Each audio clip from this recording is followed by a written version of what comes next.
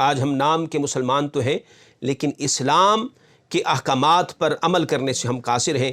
یہی وجہ ہے کہ کبھی کرونا وائرس جنم لیتا ہے، کبھی کہیں سے آواز آتی ہے کہ جی ڈینگی کی وبا پیدا ہو گئی، کہیں کوئی کانگو کی بات کرتا ہے۔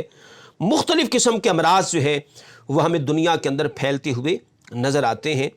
تو یہ ان کے وہ اسباب ہیں جن پر ایک بندہ مومن کی نگاہ ہونی چاہیے۔ وہ لوگ جن کے پاس کوئی الہامی دین نہیں ہے، وہ لوگ جو مسلمان نہیں ہیں، وہ اسباب کے بندے ہیں، وہ تو فقط اسباب کو دیکھتے ہیں۔ لیکن حضور کا امتی ہونے کے ناطے، مسلمان ہونے کے ناطے ہماری ذمہ داری بنتی ہے کہ ہم دین کے تقاضوں کو پورا کرتے ہوئے ہم کچھ اپنے اعمال پر بھی غور و فکر کریں، کہیں یہ ہمارے شامت اعمال تو نہیں ہیں۔ ہم خود کو ٹھیک کر لیں تو یقیناً اللہ کی رحمتوں کے در کھلیں گے، اور یہ جتنے بھی امراض ہیں اور پریشانیاں ہیں انشاءاللہ اللہ تعالی ہمیں ان سے نجات عطا فرمائے گا۔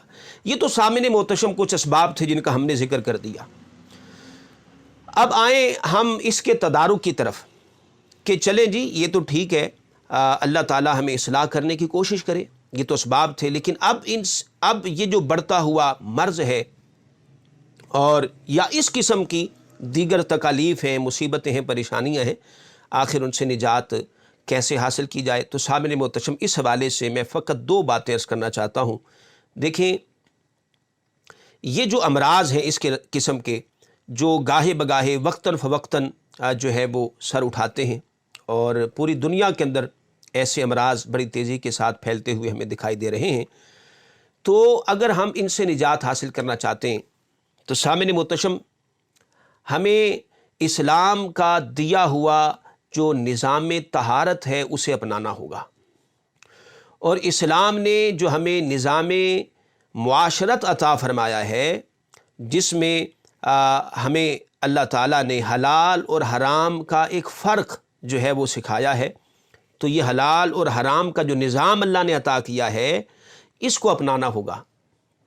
کوئی بھلے غیر مسلم ہے، نان مسلم ہے، آج دنیا اس بات کا واقعتاً اعتراف کر رہی ہے کہ اسلام کا دیا ہوا نظام ہی فلاحی نظام ہے، اور اس دنیا کی بقا جو ہے وہ اسلام کے دیے ہوئے نظام میں ہے۔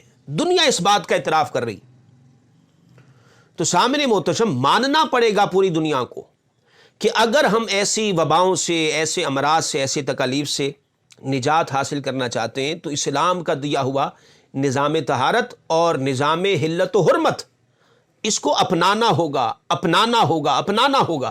آج دیکھیں جہاں سے یہ امراض پھوٹے ہیں وہ اس کا علاج تلاش کر کر کے مر گئے، علاج نہیں ہو پا رہا، لیکن جب انہوں نے اس کی احتیاطوں کی طرف نگاہ ڈالی تو انہوں نے کہا جی جتنا زیادہ جو ہے تم اپنے ہاتھوں کو، اپنے چہروں کو، اپنی آنکھوں کو جو ہے وہ پانی کے ساتھ تم غسل دو گے، دھو گے، اس کو واش کرو گے، اتنا آپ اس سے محفوظ رہیں گے۔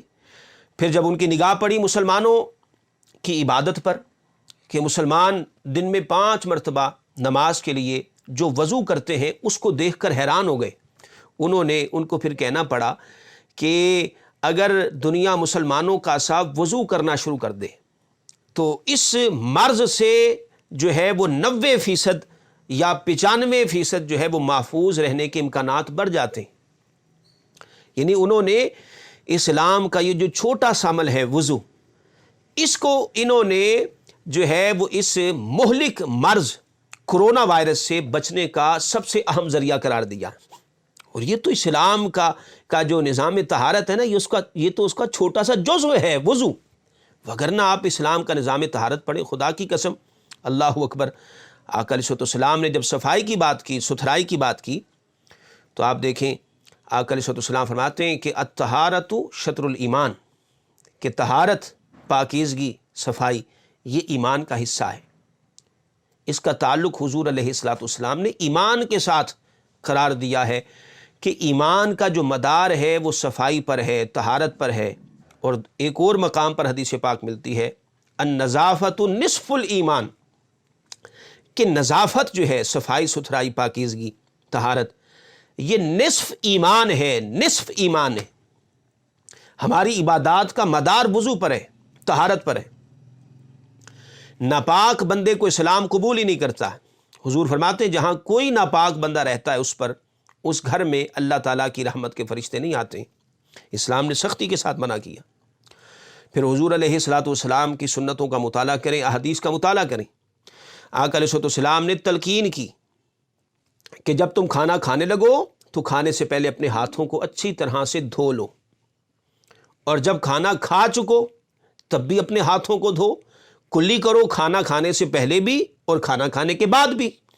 آج اسلام جب حضور علیہ الصلوۃ والسلام جنہوں نے 14 سال پہلے کہ ابھی انسان علم اور معرفت سے بالکل نابلد تھا، وہ شعور کی منزل کو نہیں پا سکا تھا، جہالت کا دور دورہ تھا، تاریکیاں تھیں اور لوگ شعور سے عاری تھے، اس دور میں آج سے کم و بیش 1400 سال پہلے حضور علیہ الصلوۃ والسلام صفائی کا، ستھرائی کا، پاکیزگی کا جو نظام عطا کر رہے ہیں، کوئی سوچ نہیں سکتا تھا کہ انسان کی زندگی کی بقا کا مدار اسی نظام طہارت پر ہے جو اسلام عطا کر رہا ہے۔ کھانا کھانے سے پہلے ہاتھوں کا دھونا، کلی کرنا، پھر کھانا کھانے کے بعد کلی کرنا۔ آج جدید سائنس جب انسانی جسم کا مطالعہ کرتی ہے تو اس کو یہ کہنا پڑتا ہے کہ انسان جتنا زیادہ خود کو پانی کے ساتھ ستھرا کرے گا اتنا زیادہ وہ بیماریوں سے، پریشانیوں سے محفوظ رہے گا۔ تو آقا علیہ السلام نے بطور دین اس کو بیان کیا، بطور دین بیان کیا کہ کھانا کھانے سے پہلے ہاتھوں کو دھو لیں، پھر بعد میں دھوئیں، پھر کلی کریں۔ اب جب ہاتھ دھلیں گے تو یقیناً جتنے بھی جراثیم ہوں گے ہاتھوں کے ساتھ وہ سارے کے سارے دھل جائیں گے۔ اور اس تصور کو حضور علیہ الصلوۃ والسلام نے اس طرح سے بھی واضح کیا کہ جب کوئی بندہ مومن وضو کرتا ہے تو آقا علیہ السلام نے ارشاد فرمایا کہ جب وہ اپنے ہاتھ دھوتا ہے تو اس ہاتھ کے جتنے گناہ ہوتے ہیں وہ وضو کے پانی سے دھل جاتے ہیں۔ پھر چہرہ دھوتا ہے تو آنکھوں کے گناہ دھل جاتے ہیں، زبان کے گناہ دھل جاتے ہیں کلی کرنے سے۔ پھر پاؤں دھوتا ہے، یوں جسم جو ہے وہ گناہوں سے پاک صاف ہوتا چلا جاتا ہے۔ تو آقا علیہ السلام نے گناہوں کا لفظ استعمال کیا ہے، وگرنہ اسی کے ضمن میں اگر دیکھا جائے تو جہاں گناہ دھل رہے ہیں وہاں بہت سے ایسے جراثیم اور نظر نہ آنے والے بہت سے ایسے بیکٹیریاز جو انسانی جسم میں داخل ہو کر اس کے جسم کی ساخت کو متاثر کرتے ہیں۔ اس وضو کے ذریعہ سے ہم ایسے بہت سے جراثیم اور وبائی امراض سے محفوظ ہو جاتے ہیں۔ یہ اسلام کا نظام طہارت ہے، یہ اسلام کا نظام طہارت اور نظام پاکیزگی ہے۔